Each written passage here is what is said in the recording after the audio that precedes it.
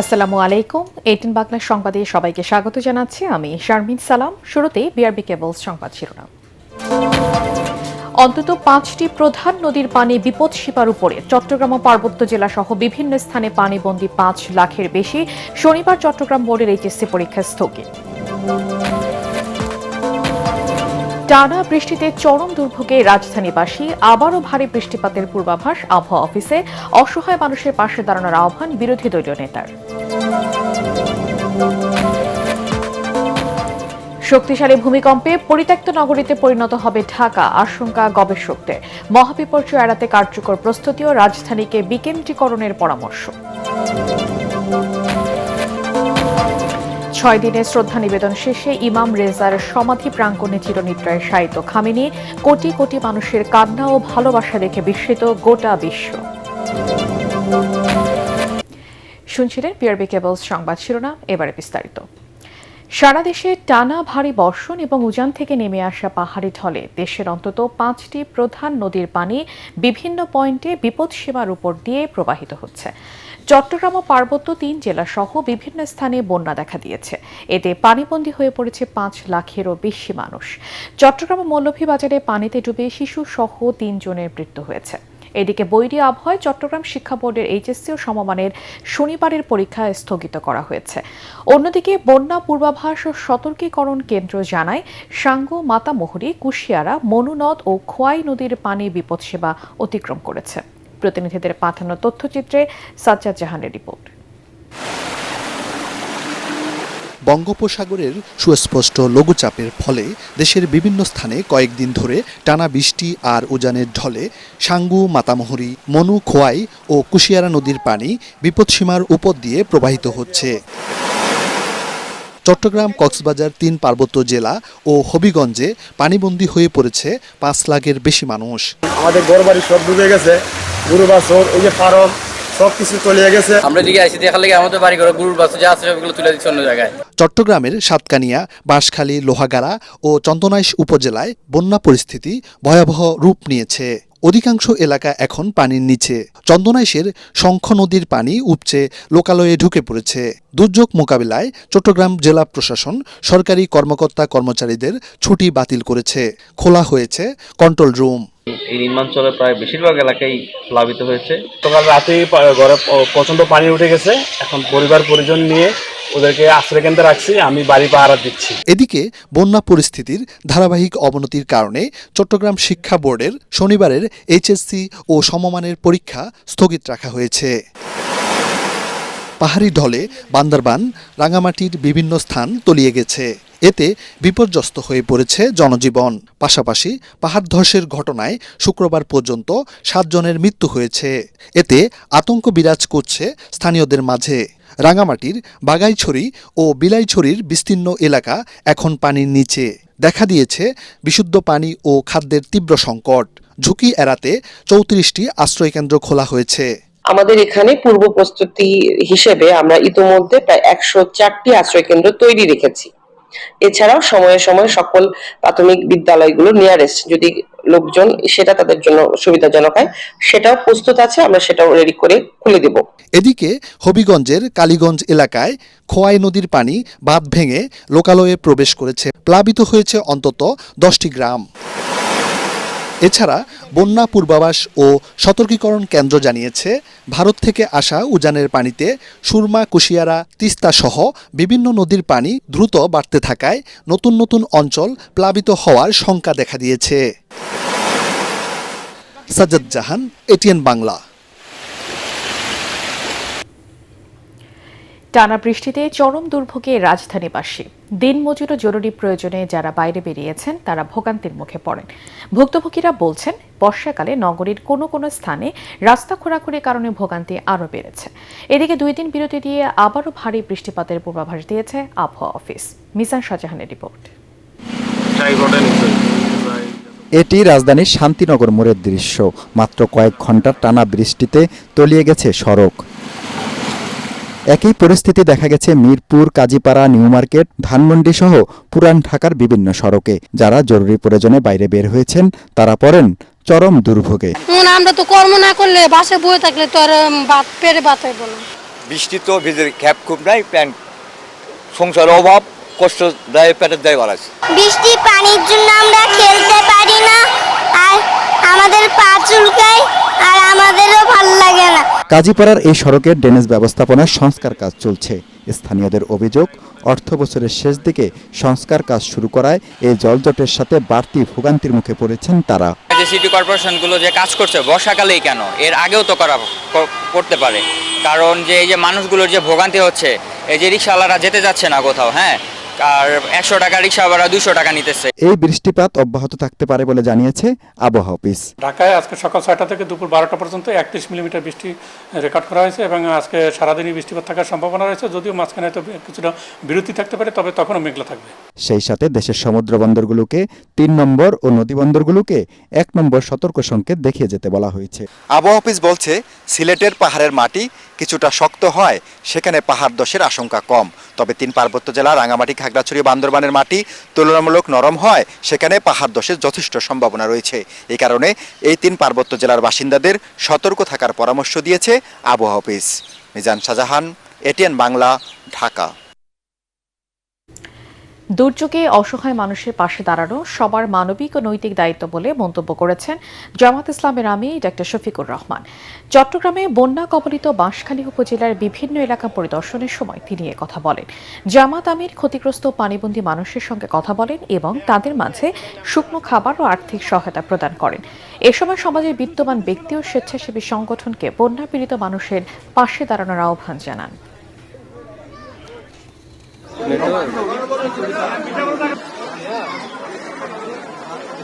আমাদের দেশ এই ধরনের বন্যা, খরা, দুর্যোগের কবলে প্রায়ই পড়ে। এখানে ধৈর্যটাই বড় বিষয়। সবাইকে ধৈর্য ধরতে হবে। দেশটা আমাদের সকলের। সরকার চাইলেও রাতারাতি সবকিছু, সব দুঃখ দূর করতে পারবে না, কিন্তু সরকারের দায়িত্ব আছে। সরকার দায়িত্ব অস্বীকার করতে পারে না। এই জন্য সরকারের সর্বোচ্চ অগ্রাধিকার দিয়ে এখন যাতে বন্যা কবলিত এলাকা, বিশেষ করে 4টা বিভাগ, চট্টগ্রাম, তারপরে সিলেট, ময়মনসিংহ এবং রংপুর, এই 4টা বিভাগ বেশি ক্ষতিগ্রস্ত। আমরা সরকারের কাছে এখান থেকেই দাবি জানাচ্ছি যে সরকার যেন সর্বোচ্চ গুরুত্ব দিয়ে, অগ্রাধিকার দিয়ে এই এলাকাগুলোকে দেখে। শক্তিশালী ভূমিকম্পে রাজধানীতে উদ্ধার কাজে জনবল খুঁজে পাওয়া যাবে না বলে শঙ্কা প্রকাশ করেছেন বিশেষজ্ঞরা। এমন দুর্যোগে ঢাকাকে পরিত্যক্ত ঘোষণা করতে বাধ্য হবে সরকার। এই পরিস্থিতি এড়াতে মহানগরীকে বিকেন্দ্রীকরণ করে পশ্চিমাঞ্চলে স্থানান্তরের পরামর্শ গবেষকদের। একই সাথে উদ্ধার সংশ্লিষ্টদের জন্য সেখানে প্রয়োজনীয় স্থাপনা ও সুবিধা রাখার উপর জোর তাদের। এজন্য রাজধানীকে বিস্তৃত করা হচ্ছে বলে জানিয়েছে রাজুক। ইমদাদুল্লাহ বাবুর 2 পর্বের ধারাবাহিক প্রতিবেদনের শেষ পর্ব ছবি তুলেছেন মোহাম্মদ মহসিন। ভূমিকম্পে ভবন ধসবে, মানুষ মরবে, সেই হিসাব নিকেশ বেশ পুরনো। কিন্তু আতঙ্কের নতুন বার্তা, ধসে পড়া ভবন থেকে উদ্ধার কাজ চালানোর মতো থাকবে না জনবল। বিশেষজ্ঞরা বলছেন, ভূমিকম্পে ঢাকার অন্তত 60% ভবন ধসে পড়লে তাতে বহু মানুষ আটকে যাবেন। আরও বড় বিপর্যয় বয়ে আনবে গ্যাস ও বিদ্যুৎ লাইনের বিস্ফোরণ। যেসব ফ্যান্সি বিল্ডিং, সেগুলো হয়তো লিকুইফ্যাকশন হয়ে নিচের তলাটা ডুবে যাবে, এক্সিট বন্ধ হয়ে যাবে, মানুষ সেখানে হয়তো আটকা পড়ে যাবে এবং উদ্ধার টিম পৌঁছাতে পারবে না। শর্ট সার্কিট হয়ে গ্যাসের থেকে আগুন ধরে সেখানে তারা ধুকে ধুকে মৃত্যুর দিকে চলে যেতে পারে। তাহলে ভূমিকম্প পরবর্তী অবস্থা আরো মারাত্মক। সরকার হয়তো বাধ্য হবে অ্যাবান্ডন সিটি হিসেবে ঘোষণা করতে। এমন পরিস্থিতিতে এই চরম মহাবিপর্যয় এড়াতে মানুষকে প্রস্তুত করা প্রয়োজন বলছেন এই নগর পরিকল্পনাবিদ। ফায়ার ব্রিগেড সিভিল ডিফেন্স নাম যে বানানো হয়েছে, সেখানে আমরা প্রত্যেক 1 লক্ষ লোকের জন্য অন্তত 1 বা একাধিক মানুষকে প্রস্তুত থাকতে হবে, যারা মহড়ার মাধ্যমে, সচেতনতার মাধ্যমে এই সমস্ত মানুষকে প্রস্তুত করবে। একটা দুর্যোগ ব্যবস্থাপনায় পড়া ঢাকা বিশ্ববিদ্যালয়ের ছাত্রজন জানলা দিয়ে লাভ দিয়ে পড়ে না যায়। এই যে ঘটনাগুলো, এটা করার পিছনে সরকারের পরিকল্পনা আছে, বিনিয়োগ নাই, বাস্তবায়ন নাই। 2009 সালে জাতিসংঘের সহযোগিতায় কম্প্রিহেন্সিভ ডিজাস্টার ম্যানেজমেন্ট প্রোগ্রাম CDMPর অধীনে দুর্যোগ ব্যবস্থাপনার উদ্যোগ নিয়েছিল সরকার, কিন্তু অর্থ শেষ, তাই প্রকল্পটিও ভেস্তে গেছে। CDMP 65,000 ভলান্টিয়ার তৈরির তাদের প্রোগ্রাম ছিল, সেটা তো আজ থেকে প্রায় 20 বছর হয়ে গেছে। এখন তাদের বয়স হয়ে গেছে, তারা ডিসপ্লেসড হয়ে গেছে। যেহেতু ভূমিকম্প আমাদের দ্বার প্রান্তে অবস্থান করছে, আমাদের উৎস হচ্ছে পূবে, তাহলে পশ্চিম প্রান্তে ভূমিকম্পের আঘাতটা অতটা মারাত্মক হবে না। তাহলে আমাদের অনেক স্ট্র্যাটেজিক অনেক জিনিস সেগুলো যদি আমরা পশ্চিমের দিকে নিয়ে যাই, তাহলে ভূমিকম্পে ঢাকা শহর ক্ষতিগ্রস্ত হলো, পরবর্তীকালে আমরা দ্রুত আগের অবস্থায় ফিরে আসতে পারি। পূর্বাচল থেকে শুরু করে পুরোটা এই দিক থেকে ঘনবসতিগুলোকে একটু বিন্যস্ত পরিকল্পিত জায়গায় রিকনস্ট্রাকশন, রিডেভেলপমেন্ট করা, এর জন্য আমরা ব্লক ডেভেলপমেন্ট কার্যক্রম করার উদ্যোগ নেওয়া প্রয়োজন। তবে রাজুক বলছে, ঢাকার উপর চাপ কমাতে আশপাশে উপশহরকেও আধুনিকায়ন করা হচ্ছে। পূর্বাচল হলো আমাদের প্ল্যানে অত্যন্ত আধুনিক একটা শহর। এইখানে আমরা ফায়ার ব্রিগেডকে জায়গা দিছি এবং কিছু যন্ত্রপাতিও দিছি, তারা এগুলো সেখানে রাখছে, সেখান থেকে এই উদ্ধার কাজগুলো তারা করতে পারবে। আর্থকোয়েক সেফটি ইনস্টিটিউট করছি মহাখালীতে, এরা স্পেশালাইজড হয়েছে শুধু এই আর্থকোয়েক নিয়ে কাজ করবে। মহাদুর্যোগে কাগজে কলমে পরিকল্পনা কতটুকু কাজে দেবে তা হয়তো সময় বলে দেবে, কিন্তু ঢাকাকে বাঁচাতে সম্মিলিত ও কার্যকর উদ্যোগ না নিলে চড়া মূল্য দিতে হবে কোটি নগরবাসীকে, বলছেন বিশ্লেষকরা। ইমদাদুল্লাহ বাবু, ATN বাংলা, ঢাকা। খুব শিগগিরই জুলাই জাদুঘর খুলে দেওয়া হবে বলে জানিয়েছেন সংস্কৃতিমন্ত্রী অ্যাডভোকেট নিতাই রায়চৌধুরী। কুমিল্লা জাদুঘর শালবন বিহার পরিদর্শন শেষে সাংবাদিকদের প্রশ্নের জবাবে তিনি একথা বলেন। দেশের হারিয়ে যাওয়া ঐতিহ্য সাংস্কৃতিক সম্পদ পুনরুদ্ধারে নিরলসভাবে কাজ করে যাচ্ছে সরকার বলেও জানান মন্ত্রী। সংসদ সদস্য মনিরুল হক চৌধুরী, প্রত্নতত্ত্ব অধিদপ্তরের মহাপরিচালক সাবিনা আলম ও কুমিল্লা জেলা প্রশাসক রোজি আক্তার সহ বিভিন্ন দপ্তরের কর্মকর্তারা এ সময় উপস্থিত ছিলেন।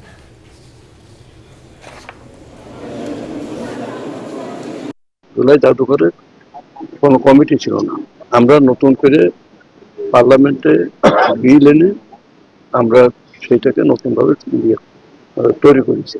সেই আলোকে গতকালকে গেজেট হয়ে গেছে, আমাদের কমিটি হয়ে গেছে। আমরা মানে জুলাই জাদুঘর শিগগিরই আমরা চালু করব।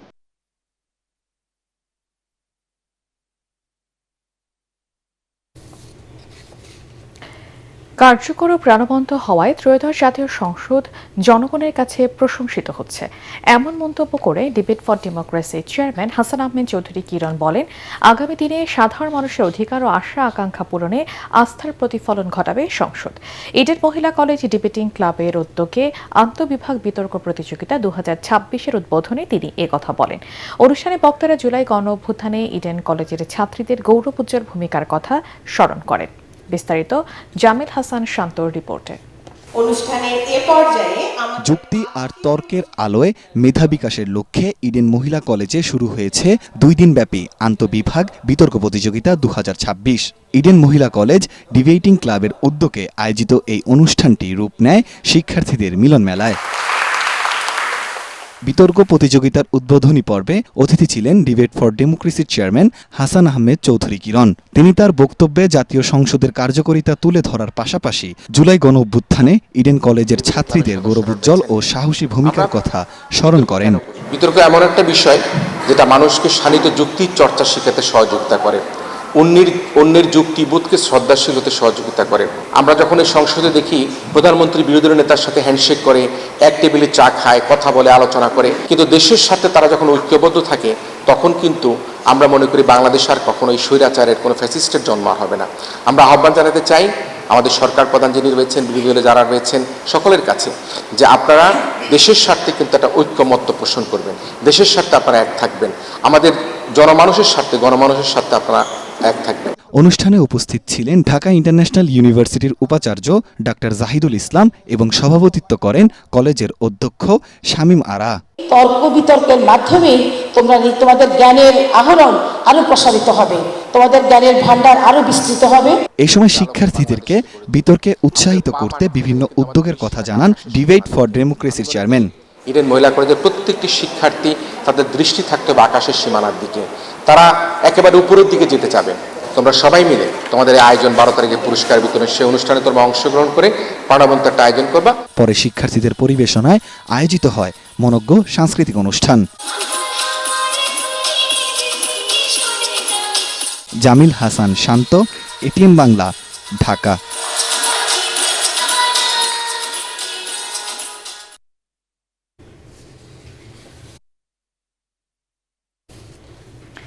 যথাযথ কূটনৈতিক পদক্ষেপ নিয়ে আইনি প্রক্রিয়ায় গণহত্যাকারীকে দেশে ফিরিয়ে এনে ফাঁসির রায় কার্যকরের দাবি জানিয়েছেন বিরোধী দলের চিফ হুইপ নাহিদ ইসলাম। রাজধানীর কাকরাইলে আইডিইবি ভবনে এক অনুষ্ঠানে সাংবাদিকদের প্রশ্নের জবাবে তিনি কথা বলেন। আন্তর্জাতিক গণমাধ্যমে শেখ হাসিনার সাক্ষাৎকার দিয়ে দেশে অস্থিতিশীল পরিবেশ সৃষ্টির পায়তারা করছে বলেও অভিযোগ করেন তিনি। সাজাপ্রাপ্ত আসামির বক্তব্য দেওয়ার এখতিয়ার নেই উল্লেখ করে তিনি আরও বলেন, সরকারের উচিত দিল্লির সাথে আলোচনা করে দ্রুত শেখ হাসিনাকে দেশে ফিরিয়ে আনা। তত্ত্বাবধায়ক ব্যবস্থা নিয়েও কথা বলেন নাহিদ ইসলাম।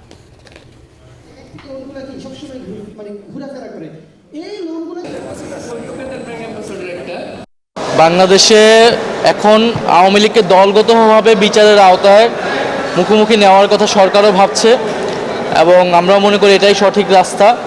শেখ হাসিনার রায় অলরেডি হয়ে গিয়েছে, এখন এটা কার্যকর করতে হবে। শেখ হাসিনা যদি দেশে ফিরে কেবলমাত্র ফিরবে ফাঁসির রায় কার্যকর হওয়ার জন্য। সেটা তো শেখ হাসিনা ঠিক করবে না। সে কিভাবে আসবে, সে কাদেরকে নিয়ে আসবে, সে সারেন্ডার করবে কি করবে, এটা ঠিক করতে হবে বাংলাদেশ সরকার। এবং বাংলাদেশ সরকার এটা কথা বলবে দিল্লির সাথে। এবং শেখ হাসিনাকে কেন্দ্র বা আওয়ামী লীগকে কেন্দ্র করে রাজনৈতিক পরিস্থিতি উত্তপ্ত করার যদি কোনো ধরনের পায়তারা প্রচেষ্টা হয়, সরকার যদি সেটাকে প্রশ্রয় দেয়, এটা সবচেয়ে বেশি ক্ষতির সম্মুখীন সরকারই হবে। এবারে আন্তর্জাতিক প্রসঙ্গ। আয়াতুল্লাহ আলী খামেনি ইরানের মানুষের কাছে শুধু একজন ধর্মীয় নেতা নন, ছিলেন আদর্শের নাম। শাসক নন, ছিলেন রাষ্ট্রের অভিভাবক। আর তাই তো তাকে শেষ বিদায় জানাতে রাস্তায় নেমে আসে কোটি কোটি মানুষ। টানা 6 দিন শ্রদ্ধা নিবেদন শেষে জন্মভূমি মাশহাদের মাটিতে চিরনিদ্রায় শায়িত হলেন খামেনি। তার দাফনের মধ্য দিয়ে শেষ হল ইরানের রাজনীতির একটি দীর্ঘ অধ্যায়। জাহিদুল আলমের রিপোর্টে বিস্তারিত। ইরানের উত্তর পূর্বাঞ্চলীয় শহর মাশহাদ হযরত মুহাম্মদ সাল্লাল্লাহু আলাইহি ওয়াসাল্লামের বংশধর পবিত্র ইমাম রেজার মাজারের দিকে ধীরে ধীরে এগিয়ে যাচ্ছে ইরানের প্রয়াত সর্বোচ্চ নেতা আয়াতুল্লাহ আলী খামেনির মরদেহবাহী ট্রাক। চারপাশে কালো পোশাকে শোকাহত মানুষের ঢল, জাতীয় পতাকা, খামেনির প্রতিকৃতি আর বিপ্লবী স্লোগান সংবলিত প্ল্যাকার্ড হাতে প্রিয় নেতাকে শেষ বিদায় জানান লাখো মানুষ। আল্লাহু আকবার, আল্লাহ।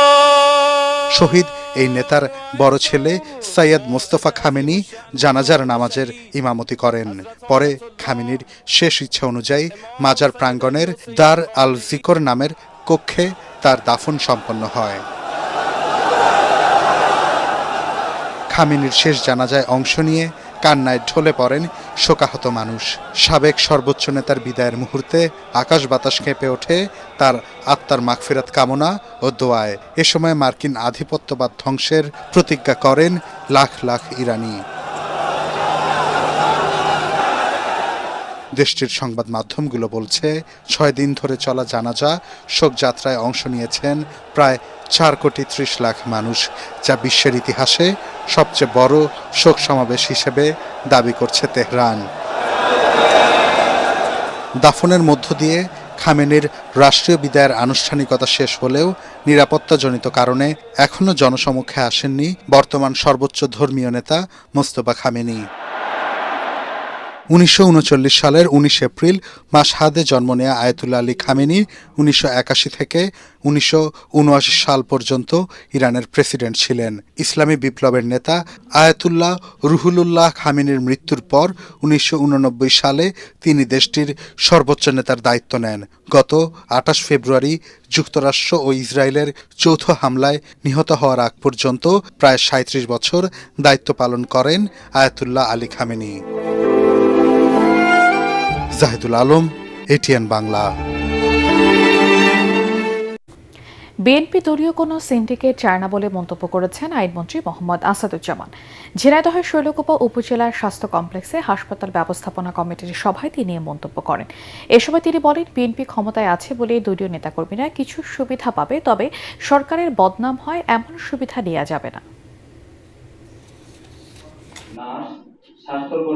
একজন চাঁদাবাজ হাসপাতালে এসে যদি চাঁদাবাজি করে, সেটা তার ব্যক্তির লাভ হতে পারে, কিন্তু এই চাঁদাবাজের কারণে আমার সরকারের উপরে যে কালিমা লিখতে হবে, সেই কালিমা সরকার নেবে না। এবারে অর্থ সংবাদ।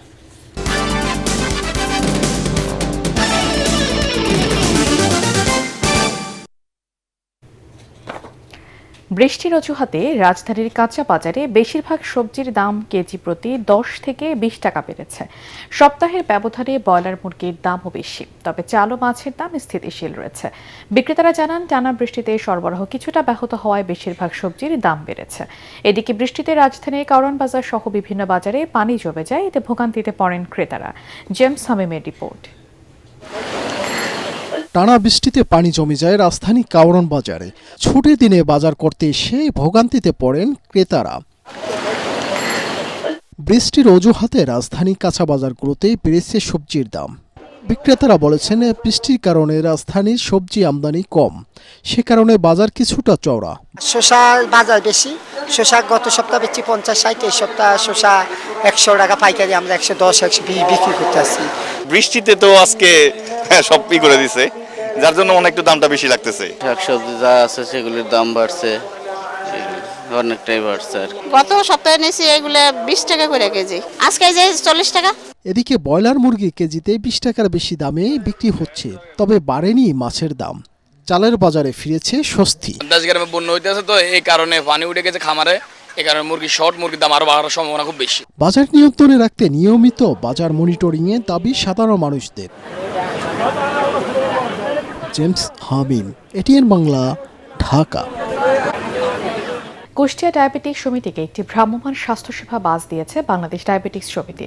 ঢাকার পীরপুরে BIHS হাসপাতালে এই বাস হস্তান্তর করা হয়।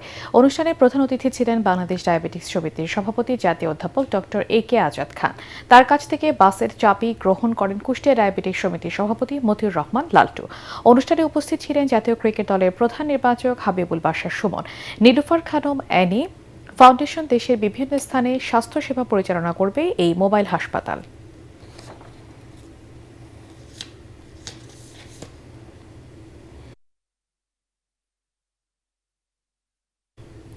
এবারে খেলার খবর।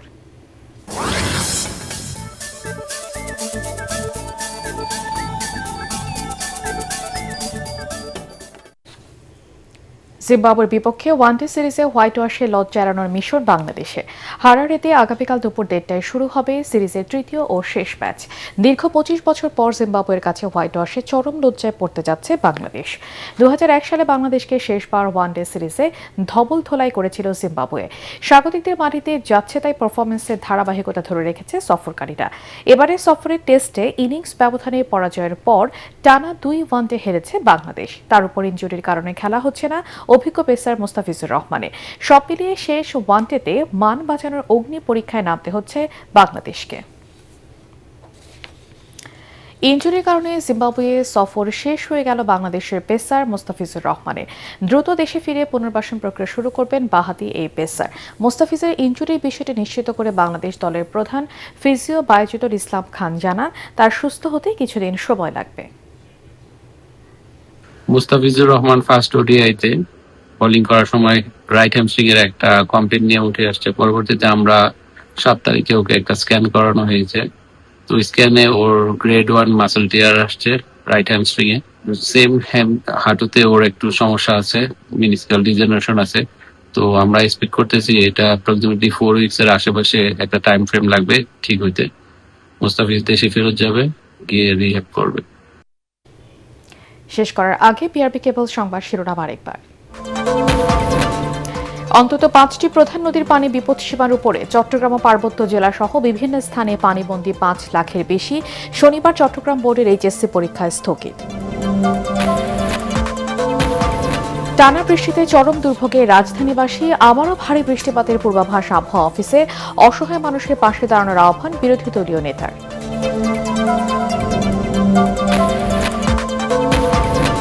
শক্তিশালী ভূমিকম্পে পরিত্যক্ত নগরীতে পরিণত হবে ঢাকা, আশঙ্কা গবেষকদের। মহাবিপর্যয় এড়াতে কার্যকর প্রস্তুতি ও রাজধানীকে বিকেন্দ্রীকরণের পরামর্শ। 6 দিনের শ্রদ্ধা নিবেদন শেষে ইমাম রেজার সমাধি প্রাঙ্গণে চিরনিদ্রায় শায়িত খামেনি। কোটি কোটি মানুষের কান্না ও ভালোবাসা দেখে বিস্মিত গোটা বিশ্ব।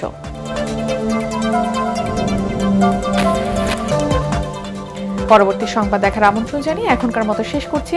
এটিএন বাংলা সংবাদ ইউটিউবে দেখতে ব্রাউজ করুন, youtube/8nbangla news।